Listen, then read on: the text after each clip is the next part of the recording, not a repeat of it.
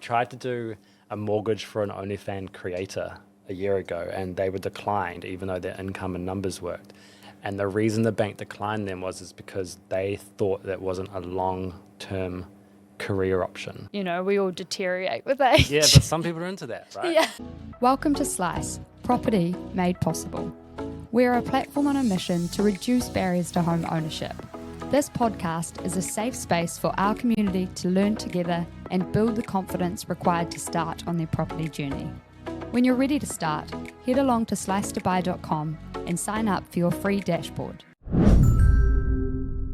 We're back with another episode of Slice Your Property podcast, and we are joined by the mortgage man, Aaron Cattell. Thanks for joining us. Thank you for having me. Got it right that time. I know. I've been filming back to back and I'm just subbing names in and out. So we like to start this off asking about your first home buyer experience. What is it you recall, Aaron?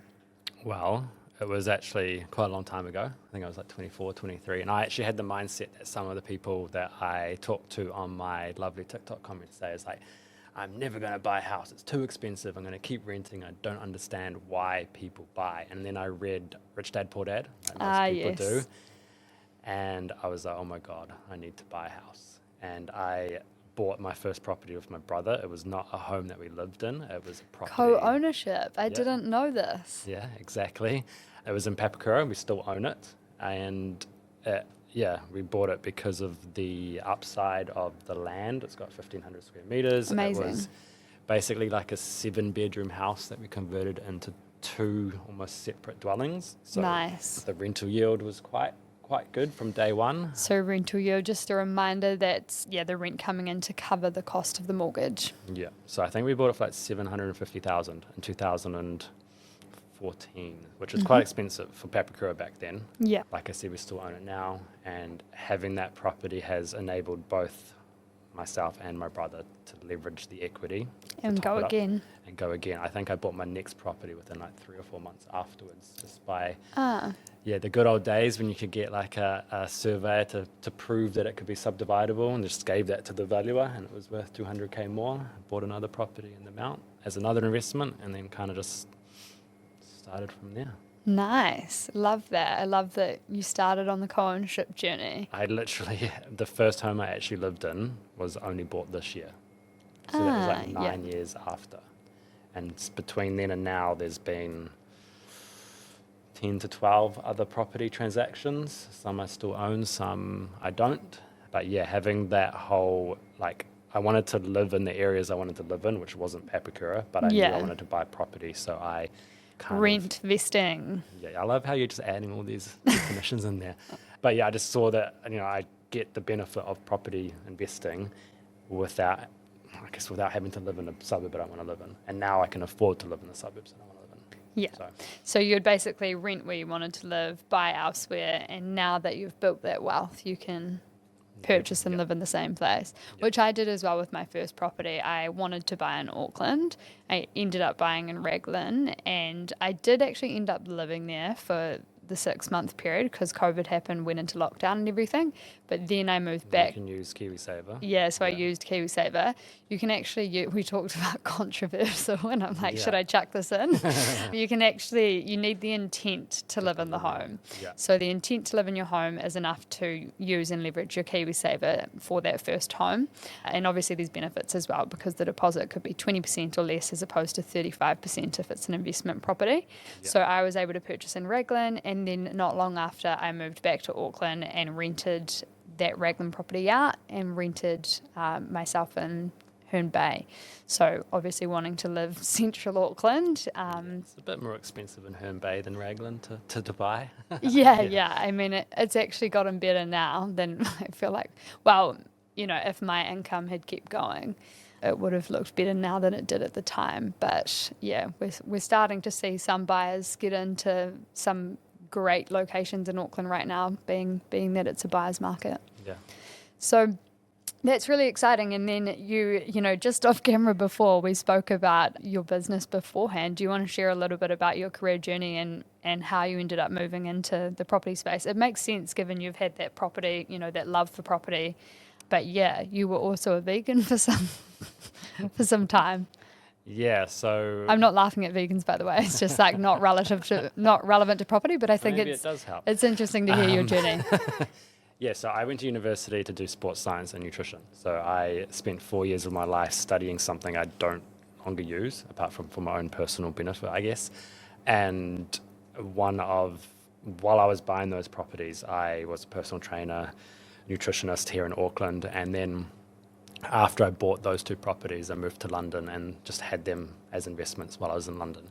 And in London, I decided to try veganism due to a ex-partner at the time. I was like, how can I just saw that there was an opportunity to be the plant-based coach, which is essentially set up a business that helped mainly women be best at being plant-based. And from that, I learned how to market myself on social media. I did podcasts. I guess you could say I was a micro-influencer in that space because London was the first place, I think, in the world where veganism kind of became really popular. Every cafe around my neighborhood in Shoreditch had vegan options or was just 100% vegan. And Yeah, because that's been it's not been the longest amount of time. I mean, I particularly remember, I'm pescatarian, but I particularly remember in New Zealand, it being challenging to find different options. Now it's sort of, there's always options available. Yeah, every time I came back to New Zealand for a wedding or for holidays, I was like, man, it sucks here. Now it's better, but now I'm not vegan, so it doesn't matter. So when I was living in London, that's all I did, is I did nutrition stuff. I tried to actually do property stuff in London, and the world of property over there is so different and seemed so risky to me. So I just was like, nah, I'm not going to do that. During this time, I was actually doing some property flipping in New Zealand while I was living in London, doing back-to-back settlements, which I don't know if you want to do your definition thing, but I actually think, even settlement, some people don't know what that is. So it's basically just, completing purchase of a property. And if you say back-to-back settlement, what do you mean by that? So I would find first-time investors' properties. Yeah. I would put them under contract, and then they would basically take the contract off me. So I would buy the property, and they would settle on the same day as me settling with the original seller. Yeah. So would you be renovating over like the 1 month settlement period? Okay. Just basically buy under market, sell it at market. Oh, controversial. Back then, you could be okay doing that, especially if you weren't in the industry. Now, as a mortgage broker, we'd have to disclose a lot of that stuff. Yeah, you wouldn't get away with it the same, I don't think. Yeah. And I guess that all stemmed back to reading that Rich Dad, Poor Dad book and having a property mentor. After I bought that first property, I was like, I need to learn how to do this faster. Like, obviously, I can learn how to do it myself, but the fastest way would be to get someone to teach me. And I had a property mentor at the time, and he helped me with all of that stuff. We still stay in contact. He doesn't mentor me anymore, but that kind of Did you sort of pay him for that mentorship? Yeah, I think it was quite cheap. It was like $6,000, $7,000. Yeah. You should have charged me way more. At the time, I think it was like I was one of his first students. Yeah.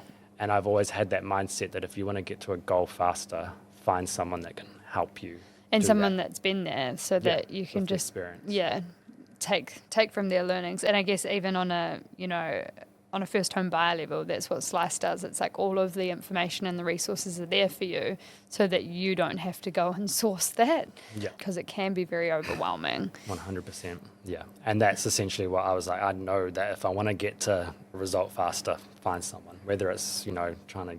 And read Rich Dad, Poor Dad, I think is a good place to start. Yeah. And I think that's why people use personal trainers, for example. It's like, I probably could figure out how to lose weight or get the body I want, but why not just pay someone and it will happen faster? Yeah, totally. And it's actually just a little less stressful when you have that support. 100%. It's someone there to pick up the phone and tell them, hey, I need some help with X, and you can be like, cool, this is what the answer is. So I think there definitely is parallels between what I used to do and what I do now. Yeah. So you were for about, I guess, food and nutrition health, and now you're about financial health. Yeah. That. Yeah, and the best part is that I get paid by the bank now instead of by individual people, because following or chasing people for money is one of the worst things that I used to hate doing, whereas now it's just the bank pays me, so it's much better. Yeah. And in terms of, I guess, buyers coming through, what are some tips that you have for them? Like, obviously you have looked at property as an investment, and we do recommend that first home buyers do see it. Yes, it's a first home, but also it is an investment. What are some tips you have for people that are wanting to get into property? Yeah, I get this question a lot. And if you ask me what's the best thing that's going to help a first home buyer, it really depends. And I think it depends on where they're starting. Like, you could say you need to save a deposit, but if they've already got a deposit, then they don't need to tick that box. They need to kind of focus on their income or their debt or something else. Yeah. So I guess to take it back, it's more about educating yourself to know what you need to be able to get an approval. Because there's people I talk to that think they need a 20% deposit, and they don't, and they buy straight away, and they're like, oh, I thought you had to have 20%. Yeah, so many people think they need 100 grand, 200 grand as well, and that's not always the case. There are things like co-ownership, buying with, someone else, or there's also government and private schemes there. And actually the banks are now opening up low deposit lending, which is fantastic. So yeah, it is that education piece. We do have free software that steps people through that. But yeah, I think a really early step is talking with a financial advisor as well to get clear on, where your starting point is. Yeah. Or at Slice, we can do that as well. Yep. But yeah, it is, so many people just have the wrong mindset, I think. Not of their own, volition, not of their own fault, just sort of, I guess, the noise that's around them makes them think it's less achievable than it actually is. Yeah, people like hearing what their closest people around them say, parents, friends, and if they don't own property, then that's not really a good kind of source of correct information. And even the mindset might be completely wrong. It's like, if you own a house or have an investment property, that's greedy. Whereas if you actually want to own a house and want an investment property for your own retirement, then you need to find someone that aligns with your thinking. Your goals, yeah. And even if you buy a house, you can't travel. I reckon that's a really interesting myth that we can debunk. I mean, you said you bought property, moved to London, and then we're still, buying and selling property in New Zealand. So I think there's a really interesting use case around that says actually sometimes buying property can enable your travel. Yeah, and I think the biggest benefit of that is that when I came back, which was because of COVID, I had 2 properties, and I bought a third within like 6 months of coming back because I had the equity from those other 2. It meant, and now that property is worth way less than what we paid for it because of all what's happened, but it meant that I still had those 3 properties. And if I just said, I'm going to wait until I come back from London to buy a property, my property portfolio, the position that I'm in now, would be way worse. Because of the rise of property prices over those 5 years that I was gone. Yeah, and I guess talking about that one property that's now worth less, how do you feel about that? What's your strategy when you see a property drop in value? Yeah, well, the reason that property was purchased was for development potential. It had the ability to have 6 to 8 townhouses put on it, and that was the plan. And that was the plan with my ex-partner, and not only did the property price decrease, but we've also broken up since then. Yeah. And this is probably the one piece of advice, and you being a lawyer, and I didn't listen to my lawyer when I was 24, is have a contracting out agreement beforehand, because that property, even though we broke up 2.5 years ago, it's still co-owned by us and managed by me, and going through the process of how it gets divided equally. So I've got You're basically still in a relationship. yeah, basically. From nature. My current partner hates me talking about that stuff, and I try and avoid talking about it. But essentially, if you're buying property with someone and you've got more than them, like, you need to have a conversation around how that's split if you do break up. Yeah. Or just regardless, I think, irrespective of who's contributing what, you avoid, all of the discomfort and the challenges that come with managing that down the line. Yeah. So yeah, we do contracting out agreements for a fixed fee. It's $3,500 via our platform. I think in market it's much closer to... If only you were around back then. I know. Saved but you. I mean, I was 24 and I was ignorant to the fact that, first, I didn't think we were ever going to break up. Yeah. And 2, no one does though. I thought she would be a decent enough person that would split things in ways that we would put in the contributions that we did, which would mean that, whatever. But yeah, I think things can change over time, and people's views on what they did contribute can look different from like if you don't have those conversations, then whether or not the person's reasonable or not, they could just see things a very different way to you if you haven't got on the same page, which is why it's so important. Yeah, 100%. And yeah, I guess going back to your original question, how do I feel about a property that's decreased in value? Well, I don't really care that it's gone down in value because it only matters if I have to sell it, which I will have to sell it soon.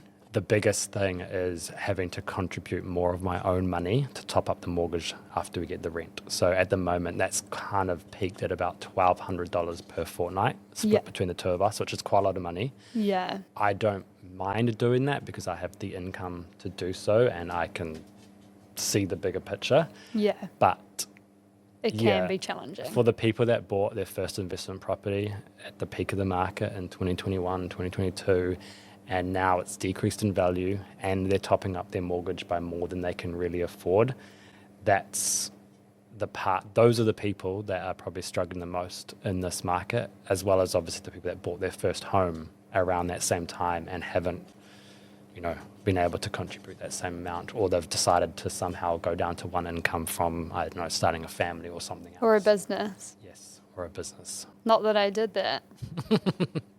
Hey, I started the Mortgage Man during COVID and I'm doing pretty well. Yeah, I did it and bought a house I bought 2 houses in the last... We don't need to it's not one up each other.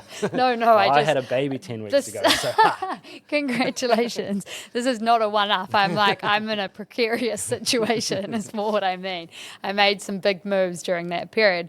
But I think it's interesting to talk about because it's like, it is having that bigger picture and it does come down to can you afford to meet those repayments, and provided you can do that and sit with the bigger picture, it might be uncomfortable for a while. But I guess my answer to the same question would be just hold as long as you can, and it should come right.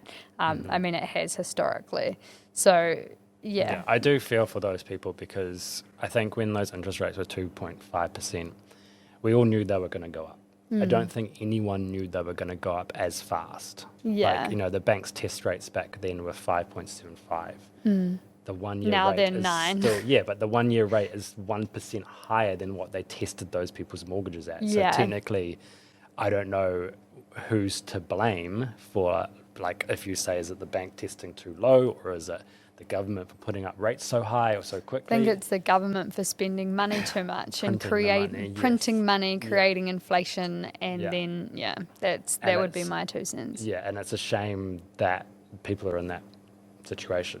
And like you said, hold like short-term sacrifice, because if you have to sell in this market for a loss, then you're back to worse than you were before you bought that property. Yeah. And I think the other thing is if you are struggling, I'm only just thinking about this now, but consider all your other options. If you actually can't make those repayments, can you bring a co-owner in if you bought by yourself, Can you bring a partner or a friend or can you rent it out a room if it's really dire? Can you move home with your parents and then rent out the entire property? Like, do what you can to hold on, because at least historically it has improved, and I mean that's what we're both doing. I guess the complication comes where potentially you have to sell because you've got that partner involved and you didn't have a plan. But these things happen. Life is challenging, and you just have to move forward. I like the challenges. Yeah. And there have been a few in the last couple of years, but I think that they make you stronger and you learn from them. And life would be boring if you didn't have them. Totally. The ups wouldn't be so great if the downs 100%. Weren't so down. Yeah. And I mean, I have that. I mean, people say I have this very positive mindset when it comes to that, and that's maybe because I am self-employed and I can kind of control how much money I earn. So I'm like, if shit hits the fan, then I can just work harder. Yeah. Obviously, not everybody has that luxury. So, yeah. Yeah. You just have to find your opportunities, though, what they are. I think working harder is holding on is another strategy, but just trying to get crafty as well. I had my grandma on to a recent episode, which was so cool, just hearing her experience. She made $1 million in the 90s, and she's, Māori and a wahine. They wouldn't even lend to women or Māori back in the day. So that was the 90s. Is that true? In the 90s they wouldn't? No, before that. When she was 90. No. She's 91 now. Yeah. But basically, I think it would be late 80s though. They wouldn't. Yeah, it seems wild. Yeah, they wouldn't. It's not that long ago. But in the 90s, like just ticking over to the 90s, it was like, say, 1992, she made her first million. So, and got into hotels, and that's how she did it. But it was just interesting hearing from her, like she would put bunks in the different rooms and then charge the rate out higher. So like, what can you do? Can you put 2 mattresses in one room and then Airbnb that room out to travellers and punt up the price? Like, start getting creative, because those opportunities are there. You just have to work for them. I mean, we're in the privileged position where I've been able to, move to my partner's place in Whangamata for 3 months over summer, and we rented out our house and made 10 grand. So can you move home for a couple of months, just thinking about what you can do to get creative, I guess, for those that are really struggling.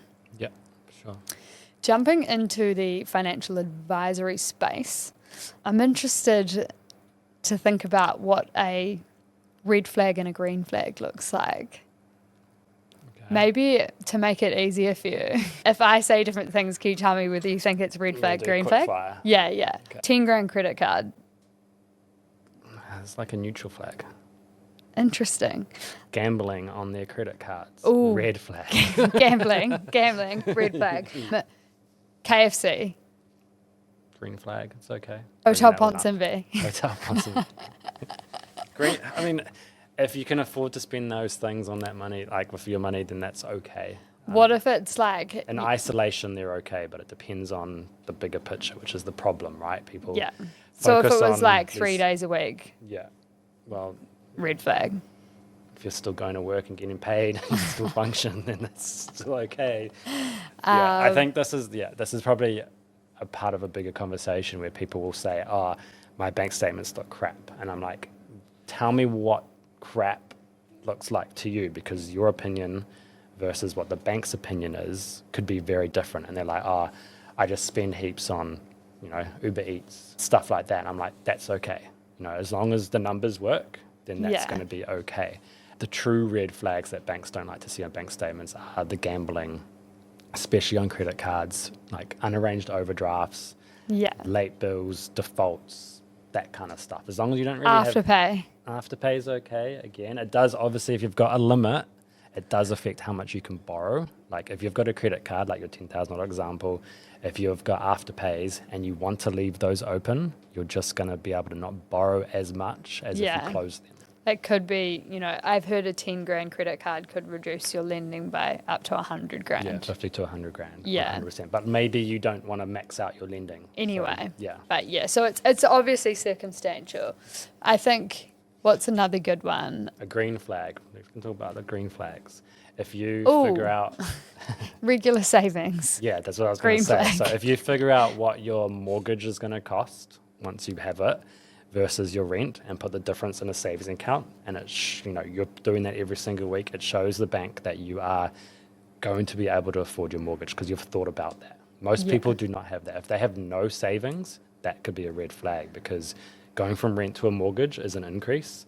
So if you've already got no savings, where's that extra money going to come from? Yeah, so I guess a lot of the things that we're talking about there, Afterpay, KFC, drinking, gambling, any expenditure, except for some things like gambling, and that show that you have maybe a lack of control over your finances.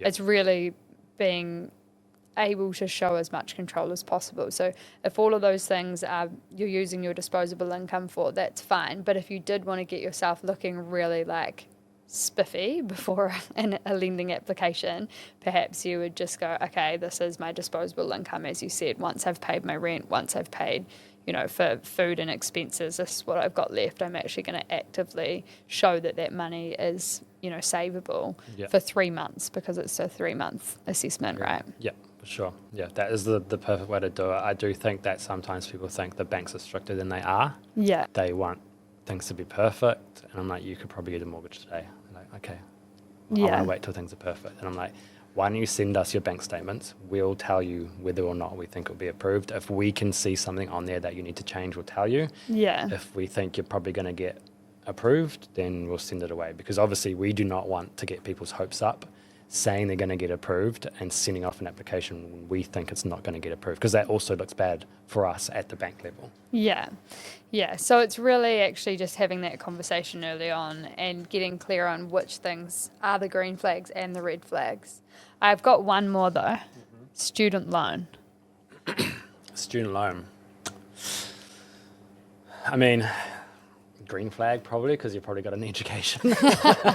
But I think, yeah, in a way, it's like at a broader level, you might have a better job because you have an education. But then, like, if you're having to make those repayments, is it something you'd get rid of? yeah, where and possible? it's out of all the debts you could have, it's probably the best debt to have, but it's assessed differently, and it's probably going to be assessed even more differently once debt to income ratios come in. So Yeah. student loans, it affects more of the income side, because if you're employed, 12.5% of your income is automatically deducted. So if you earn 100K, we can't use 100K for your income. We have to use 12.5%, so 87.5, Yeah. which means you just can't borrow as much. So if it is a small student loan, like $1,000, still 12.5% has to be used. So if you've got a spare $1,000 on the deposit side and can still have a deposit, it might be better to pay off the student loan, still have your deposit, and that will mean you can borrow more. However, if that $1,000 means you don't have enough for your deposit, Then don't do that. yeah, then That's no. why you talk to That's why a you talk mortgage- to an do the advisor numbers rather than first. make any of these decisions Yeah. around what money to, I guess, keep saved versus which debt to pay down, because it can impact your ability to get in or purchase. And I've got one last one. Strip clubs. Strip clubs. I'm pretty sure on bank statements it doesn't show up as strip clubs. Oh, so it's actually Shows sweet. like- yeah. But we actually had this conversation at work, OnlyFans. OnlyFans. We tried to do a mortgage for an OnlyFans creator a year ago, and they were declined even though their income and numbers worked. And the reason the bank declined them is because they thought that wasn't a long-term career option. So they were like, they're not going to earn this much for 30 years of the mortgage. And I thought that was a bit unfair. I guess, we all deteriorate with age. Yeah, but some people are into that, right? Yeah, that's Um, true. We still managed to get it to service at the bank level, but they weren't having a bar of it. Yeah, that's so good. I didn't even think about that. But what if the payments are outward for OnlyFans? Yeah, I think it would just be classed as a discretionary expense, like Yeah. all those other things. And now that the triple CFA rules are relaxing a little bit, the bank understands that some things will stop if you have a mortgage, because human behavior would hope that you would pay your mortgage first, Yeah, and then if you've got leftover money, you'd spend it on the other stuff. because that's what happened for me, because I was on quite a decent salary, but I was a bit younger and I was hitting Uber Eats and I still managed okay. But then I think it was almost like the last 2 years where the triple CFA was coming in really heavy, but it relaxed end of last year, so they stopped looking line by line at KFC, at Subway, at Hotel Ponsonby, wherever it is. Yeah, to give you an example, there was a first home buyer family that I got a mortgage for probably a couple of months ago, and they were spending $70 a day on Uber Eats. And we looked at them and were like, what the hell? Numbers still work. So we're like, we'll send Little it. piggies. We'll send it anyway. But I was like, oh my God, they still had deposit, had good income, but I was like, yeah, I couldn't do that. I enjoy cooking. It's just not very healthy, I don't think. I know you can get groceries on Uber Eats now, though, but Well, yeah. yeah, maybe that's what they were getting at. I did actually have a conversation with them. They were like, yeah, it's just food. And I was like, would you be open to saying that you're going to decrease this? And like, yeah, we'll cook more. And I'm like, sweet. Okay. Yeah. So there you go. Yeah, it has been relaxed. I know there was lots of news out recently saying, oh, government's gonna relax that. It was actually relaxed last year, and now it's just a formalising of that. Yeah, or it might be that's being relaxed again. I don't think it is. Okay. I think the main there are some other kind of functions, but in terms of the looking at statements, I believe that all happened end of last year. So Yeah, that part definitely. yes, and that's the bit that largely affects those that are going for finance. But yeah, thanks for playing that silly little game. It's all right. It was fun. It was. We got somewhere good there with the OnlyFans. Yeah, I feel gotta like make it that's entertaining. That's interesting. In terms of other parts of the home ownership journey, what are some common mistakes that you think buyers might be making? I think it comes back to what they think versus what they don't know. Like talking to someone that actually knows what they're talking about is so important, because the amount of times I talk to people and they're like, oh, I didn't even know that. Or my friend said I could do this. I think the current environment around pre-approvals is probably important to address. So if you don't have a 20% deposit and you're trying to buy an existing property, a lot of banks won't give you a pre-approval. And the current kind of natural process is go to the bank, go to your broker, get a pre-approval, see how much you can borrow. And it does become quite hard, especially for me as well, trying to explain this to people, is you need to find a house and make an offer on it before we can send your application to the bank. And that offer needs to be accepted. And they're like, what? But I don't know how much I can borrow. It's kind of very much the chicken and the egg. And we do as much as we can. We look at the bank's calculators, look through all their statements and say, hey, we have 99% confidence that you can buy for this level. Go make an offer with a finance clause to protect you. Worst case scenario, if your offer is accepted and we can't get you finance, then you have your finance clause. Yeah, so you can exit. Yeah. Negotiate a lower price if the bank doesn't approve you for as much as we thought you could, or you just exit. And I mean, we're pretty good at getting those numbers right, but sometimes, like, the one thing we don't do is a credit check. The banks do, we don't. Yeah. So if somebody's got dodgy credit and they decline because of that, we have no way of knowing. Yeah, that. you don't have visibility of that. That's really interesting. I think, there's some market trends that almost you shouldn't necessarily be worrying about as a buyer. It's like you don't need to listen to all of the noise. But when it comes to your budget, the finance that you've got, whether or not you can get pre-approval or you need to push the bank along by having a signed sale and purchase, those sort of things, you can get that advice from your financial advisor and from your lawyer. But yeah, that's really interesting. I guess right now we're in a buyer's market, so you can put an offer with a finance clause on there. Plenty of time to do whatever you like. I love the market at the moment. Yeah, it's great for buyers. Yeah, it's good for me. It means that more of the people that I'm getting finance for actually buy a house because they don't have the stress or the competition of having to deal with people multiple that are real fast and yeah. stuff. They can take their time. Yeah, totally. And I think there's some comfort in actually not having to go to auction as well. We talk in some of the other episodes about the stresses there.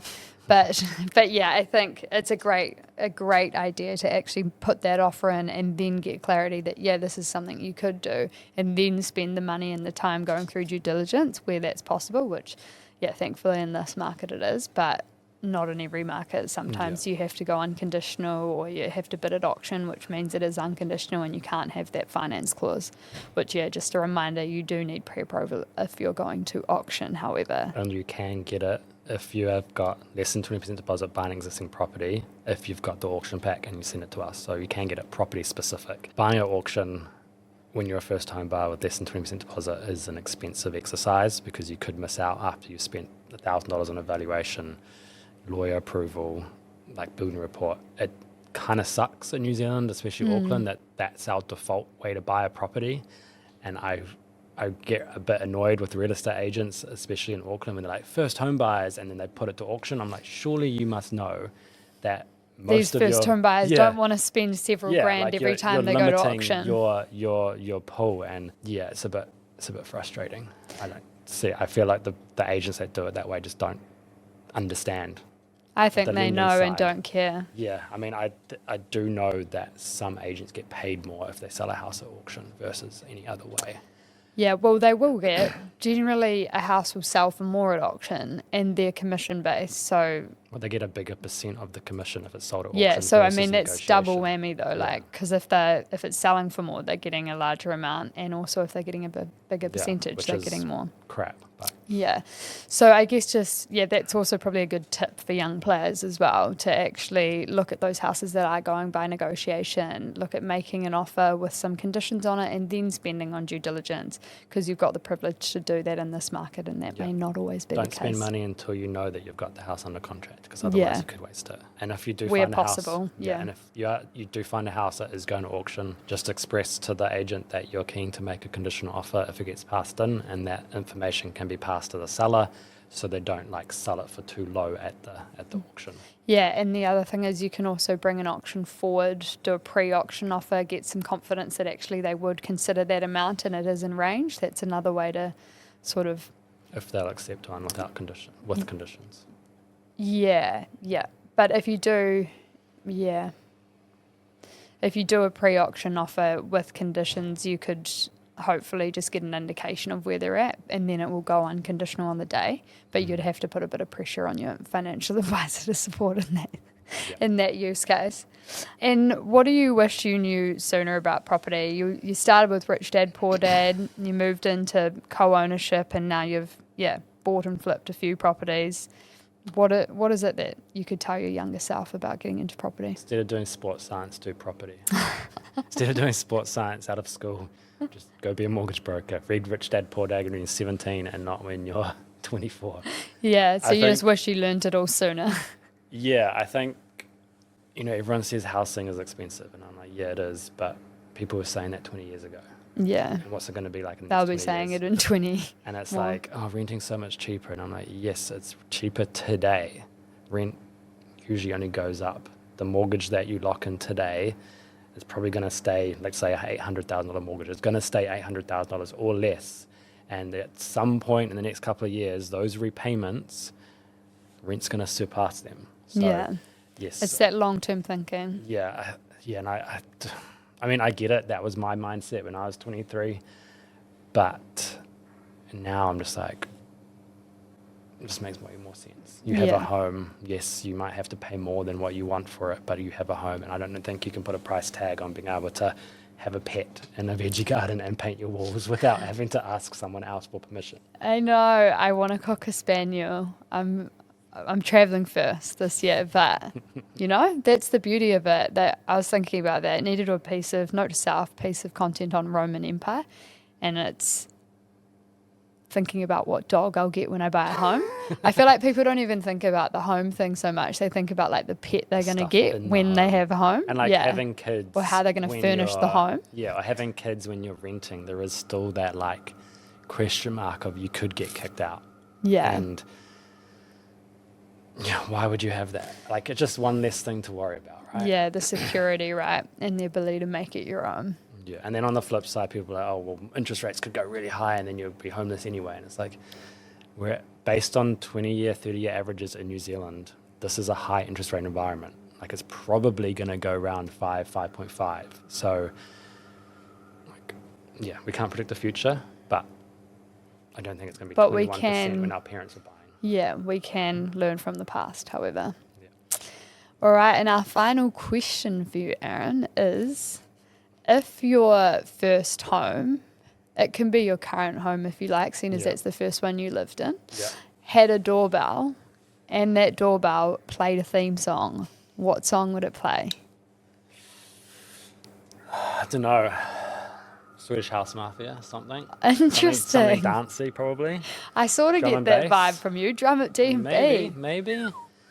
But then, I don't know, I was watching the roast of Tom Brady, and there was quite some cool like rap intros for like all the roasters coming on. So, I don't know. I guess go rap as well.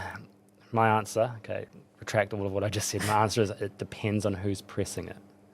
Because maybe if it's like someone you don't want, it could be like a dun dun dun. But if it's something like someone when like that delivery like that you've been waiting for, arrives. Or that delivery that you're waiting for, it could be like a nice happy. It could depend. We should have an AI doorbell where it recognizes who it is and then it sets the tune for them. So it gives you like a warning. And then they hear it too, though. So, like, your mother-in-law arrives and it's like, dun, dun, dun. And she's like, nah.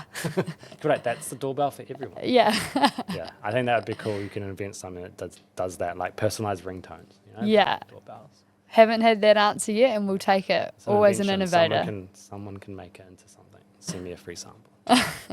Love it. Thanks so much for joining us, Aaron. Thank you for joining our community. Buying property isn't easy, but listening in will get you one step closer on your journey. Please leave an Apple or Spotify review and provide feedback so we can improve your experience. Join our Facebook group, A Safe Space to Learn Together, or follow us on Instagram at Slice2Buy. If you have any questions or topics you would like us to touch on, you can email us at hello@slice2buy.com. A quick reminder, Slice the podcast does not provide personalised investment advice. We are not acting as financial advisors or taking into account your circumstances. To get personalised advice, join us at slice2buy.com and engage with our partners who can act as your financial advisor or lawyer and support you with your specific needs.